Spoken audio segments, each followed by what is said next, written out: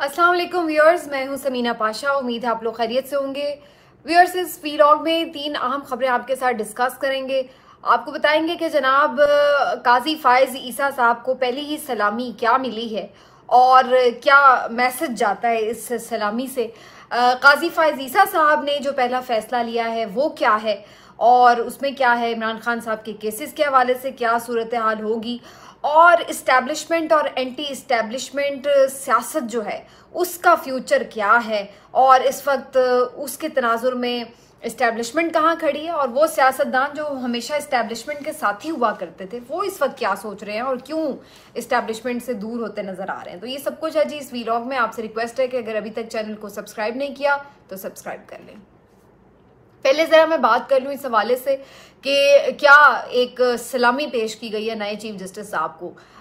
जिस रोज chief justice काजी फायज ईसा साहब ने हलफ उठाया है उसी दिन चौधरी परवेज इलाही साहब की 13वीं मर्तबा गिरफ्तारी अमल में आ चुकी है। 13वीं मर्तबा यानी बार बार अदालतें उस शख्स को जमानत देती हैं, उसको रिहा करने का हुक्म देती हैं। बार बार अदालत के हुक्म को जूते की नोक पर रखा जाता है, बल्कि बूट की नोक पर रखा जाता है और उन्हें यह पैगाम दिया जाता है कि आपके किसी भी ऑर्डर की कोई हैसियत, कोई वक़्त नहीं है, होगा वही जो हम चाहेंगे। तो चूंकि परवेज इलाही बात नहीं मान रहा तो लिहाजा परवेज इलाही, चाहे वो 77 साल का बूढ़ा शख्स हो, चाहे वो बीमार हो, चाहे वो हमेशा हमारा वफादार रहा हो, चाहे उसने हमेशा हमारे एक इशारे के ऊपर अपने फैसले लिए हों, चाहे वो परवेज इलाही बेगुनाह भी हो, किसी मुकदमे में वहां पर मौजूद भी ना हो जहां पर जुर्म हुआ हो, लेकिन इसके बावजूद भी हम उसको गिरफ्तार करेंगे और बार बार करेंगे, 1000 बार करेंगे। तो 13वीं मर्तबा चौधरी परवेज इलाही साहब को गिरफ्तार करके ये मैसेज दे दिया गया है चौधरी परवेज इलाही साहब को। अब तो मैं आपको ये भी मेरा ख्याल है बताते हुए कंफ्यूज हो जाती हूँ कि कौन से मुकदमे में बरीयत हुई थी या जमानत हुई थी और कौन से मुकदमे में अगले में गिरफ्तार कर लिया गया है। क्योंकि बगैर कोई वजह के, बगैर किसी नॉलेज में लाए किसी तरह से भी कोई भी मुकदमा कहीं से भी यूं खुम्बी की तरह फूट पड़ता है और पता चलता है जी कि फलां मुकदमे में ये मतलूब भी था शख्स और इसको गिरफ्तार भी कर लिया गया है आनन फानन। तो ये वाली सूरत हाल है। तो अब एंटी करप्शन ने गिरफ्तार किया हुआ है उन्हें। उससे पहले वो जो जुडिशल कॉम्प्लेक्स में हमला केस था उसमें उन्हें जमानत मिली थी, तो उसके बाद अब एंटी करप्शन पंजाब ने उन्हें गिरफ्तार कर लिया है और भी न जाने कौन से कोई केस निकाल लेंगे ये कि पानी का बिल नहीं दिया, किसी की भैंस चोरी की है या किसी को गुस्से से देखा था तो उसकी बुनियाद के ऊपर तो कोई भी मुकदमा को फोन चोरी का कुछ भी डाला जा सकता है। तो कहने का मकसद ये कि 13वीं मर्तबा परवेज इलाही को गिरफ्तार कर लिया गया है। दूसरी तरफ जो एक और तोहफा काजी फायज ईसा साहब को दिया गया वो ये कि शेख रशीद अहमद साहब को भी गिरफ्तार कर लिया गया है। शेख रशीद अहमद साहब को एक निजी हाउसिंग सोसाइटी से गिरफ्तार किया गया है। सिर्फ उन्हीं को नहीं, उनके स्टाफ को और उनके भतीजों को भी गिरफ्तार कर लिया गया है और उनकी भी गिरफ्तारी ये खुला पैगाम है कि जनाब शेख रशीद अहमद हो या परवेज इलाही या इस्टेब्लिशमेंट का हिमायत याफ्ता, इस्टेब्लिशमेंट के नाम की माला जपने वाला कोई भी सियासतदान, किसी के ऊपर रहम नहीं खाया जाएगा, किसी के साथ भी नरमी नहीं बरती जाएगी। ये खुला पैगाम मिल चुका है और ये तमाम बाकी भी सियासतदानों को मिल चुका है कि जो ये समझ रहे हैं कि जी हम कोई इनकलाबी हो जाएंगे या हम कभी अपनी मर्जी से भी फैसले कर सकते हैं। तो उन बेसिकली इन 2 लोगों को क्यों इबरत का निशान बनाया जा रहा है, उन्हें ये बताया जा रहा है कि देखो आप लोग चाहे सारी जिंदगी हमारे शूज पॉलिश करो, लेकिन जब भी आप कभी सर उठाओगे तो फिर आपके साथ यही सुलूक होगा, कोई नरमी नहीं बरती जाएगी। ये शेख रशीद अहमद साहब वो आदमी है जो कहते हैं कि GHQ मेरा हल्का है, जो कहते हैं गेट नंबर 4 जो है यहाँ पर तो मेरे दोस्त हैं सारे, और हमेशा वो फौज के नाम की माला जपते नजर आपको आते रहे हैं। उनका ऐसे वो नाम लेते हैं, उनके ओपिनियंस ऐसे देते हैं जैसे कोई तर्जुमान हो वो फौज के, और सारी जिंदगी उन्होंने कभी फौज के खिलाफ एक लफ्ज नहीं निकाला है। और ये वो बंदा परवेज इलाही जो कि सारी जिंदगी, यानी इनकी तो पार्टी जो क्यू लीग है वो तो बनाई ही फौज ने थी और उससे पहले भी और उसके बाद भी सारी जिंदगी इन्होंने सिर्फ फौज के ही इशारे के ऊपर सियासत की है और उसके बाद हमेशा पार्टीज में जाना आना, हुकूमतें बनाना गिराना, उसमें हमेशा ये उनके आलाकार रहे हैं। लेकिन आज अब ये सोचने की बात क्या है, इसमें सोचने की बात 2 बातें हैं। पहली बात तो ये सोचने की बात है कि फौज इन दो इतने अपने फर्माबरदार सियासतदानों के साथ ऐसा क्यों कर रही है इस्टेब्लिशमेंट? और दूसरी बात यह है कि आखिर इनको क्या ऐसा हो गया है कि ये अपने आखिरी सियासी करियर में जाते जाते अपनी आखिरी ओवर में इनको क्या सूझी है कि ये जो सारी जिंदगी करते रहे वो नहीं कर रहे और एक मुख्तलिफ किस्म की सियासत कर रहे हैं। तो इसमें बड़ी बुनियादी सी बात है जिसको अगर आप लोग अंडरस्टैंड कर लें तो आपकी समझ में आ जाती है। जो इस्टेब्लिशमेंट वाली बात है वो तो मैंने जैसे आपको बताई कि वो तो बेसिकली एक लाउड एंड क्लियर बात है कि जी बात ना सिर्फ ये कि आपको बात माननी पड़ेगी बल्कि दूसरों को भी ये मिसाल बताना है कि जी कोई नरमी कोई मर्सी नहीं है, पहली बात। और जो इस तरफ वाली सूरत हाल है कि इन सियासतदानों को इस उम्र में क्या हो गया है कि ये बिल्कुल एक बदली हुई सियासत कर रहे हैं, तो उसकी वजह बुनियादी ये है कि हमेशा ये हुआ करता था कि अवाम वहां खड़ी होती थी, अवाम उस लीडर उस जमात के पीछे खड़ी नजर आती थी जिसके ऊपर फौज का हाथ होता था, जिसको इस्टेब्लिशमेंट की आशीर्वाद होती थी। तो अवाम को भी लगता था कि ये फौज की आशीर्वाद से ये वाली पार्टी जो है ये अब इक्तदार में आने वाली है। और फिर जो उसके हक में एक बयानिया बनाया जाता था उसको भी इस तरह से उस दौर में बनाया जाता था कि लोग उसको ओन कर लेते थे। तो इस तरह फौज की जो मर्जी होती थी वो अवाम की भी मर्जी हो जाती थी। और फिर इस तरह जो भी कोई इन्होंने पार्टी लॉन्च करनी होती थी या सियासतदान लॉन्च करना होता था या किसी को इक़्तिदार पे बिठाना होता था तो ये फिर मिल के सारा एक जो सिनेरियो था वो तैयार हो जाया करता था। अब सूरत हाल क्या हो गई? अब सूरत हाल ये है कि इस्टेब्लिशमेंट की एक मर्जी है और अवाम की दूसरी मर्जी है। और इस दफा अवाम जो है वो वहां पर नहीं खड़ी जहां पर इस्टेब्लिशमेंट खड़ी है। अवाम वो बात मानने को तैयार नहीं है जो इस्टेब्लिशमेंट अपने तमाम मीडिया कंट्रोल्ड मीडिया के साथ उनको मनवाने की कोशिश कर रही है।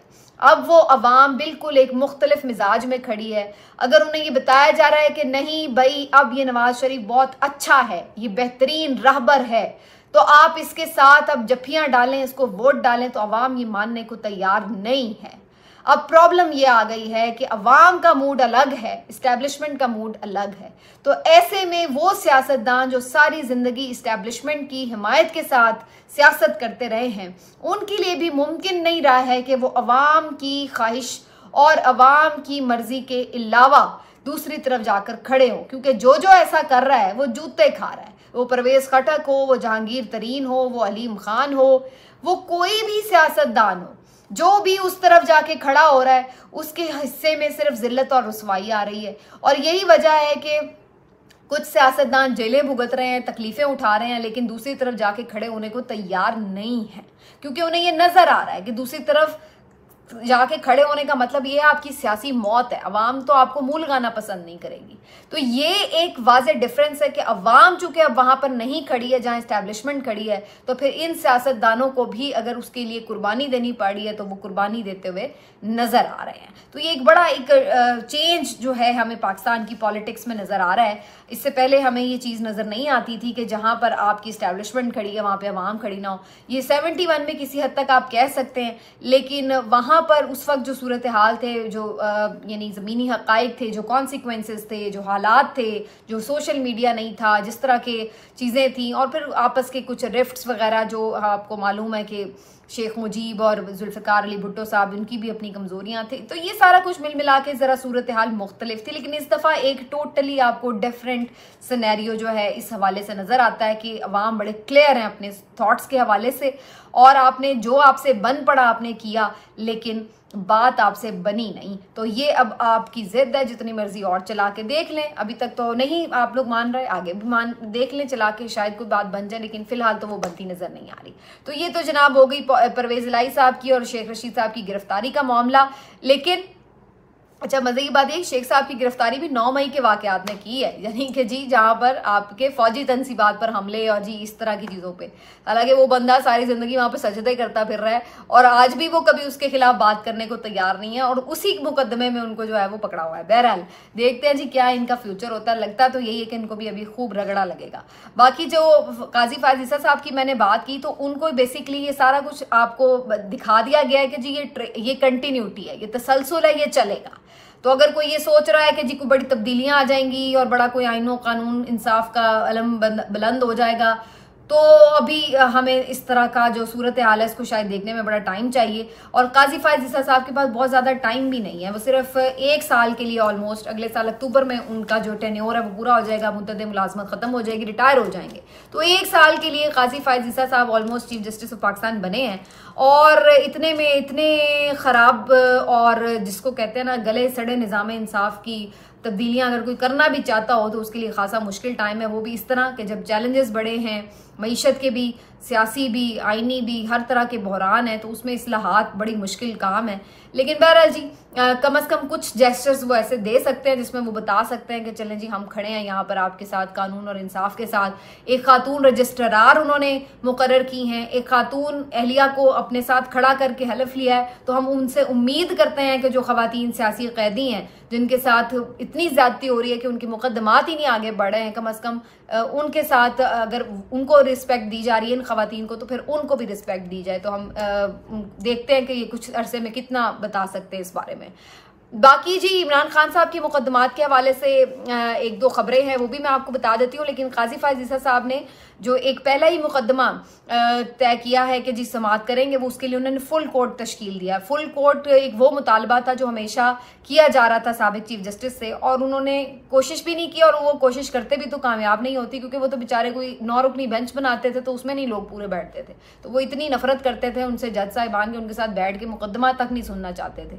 तो बहरहाल बात यह है कि लोग उन पे तनकीद करते हैं कि जी वो नहीं, उन्होंने फुल कोर्ट बनाया, मेरे ख्याल से तो वो बनाते भी तो लोग नहीं बैठते। काजी फायज ईसा साहब खुद नहीं उनके साथ बैठते थे मुकदमात की समाअत के लिए, बल्कि अपनी अवेलेबिलिटी शो नहीं करते थे कि जी मैंने करनी ही नहीं समाअत, लो जी कर लो बात।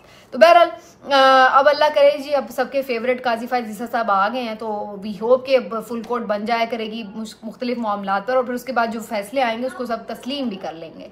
लेकिन इसमें अब एक चीज़ जो इमरान खान साहब के केसेस के हवाले से वो मैं आपको बता दूं कि खान साहब के जो साइफर केस में ज़मानत का मुकदमा है वो इस्लामाबाद हाई कोर्ट में उसकी आज सुनवाई होनी है। तो वो अगेन आमिर फारूक साहब की अदालत में है, तो इसलिए आप समझ जाएं कि वैसे तो इस मामले पर 1 दिन में भी समाअत होकर ज़मानत हो सकती है, लेकिन ये ऐसा होगा नहीं, और आप देखेंगे कि ये अभी मामला लटकेगा भी, और फिर अगर कहीं आगे जाके ज़मानत हो भी गई तो रिहाई नहीं मिलेगी। तो ये बात तो फॉर श्योर है। तो इमरान खान साहब के लिए अभी थोड़ा टफ टाइम है चल रहा, लेकिन जो उनकी खबरें आती हैं वो यही हैं कि वो इस टफ टाइम से नहीं घबराए हुए और वो बिल्कुल हाई स्पिरिट्स में हैं। तो लेट्स सी जी क्या होता है और क्या नहीं होता। लेकिन अब मैं तो इस बात की यानी कि इंतज़ार में हूँ कि अगले कुछ दिनों में जब कोई फैसले आएंगे तो फिर उसके बाद जो ये आज माला जप रहे हैं काजी फायज ईसा साहब की, तो उसके बाद उनका रिएक्शन क्या होगा, ये देखने वाली इंटरेस्टिंग दिन होंगे। मिलते हैं आपसे अगले वीलॉग में, अपना ख्याल रखिए, अल्लाह हाफिज़।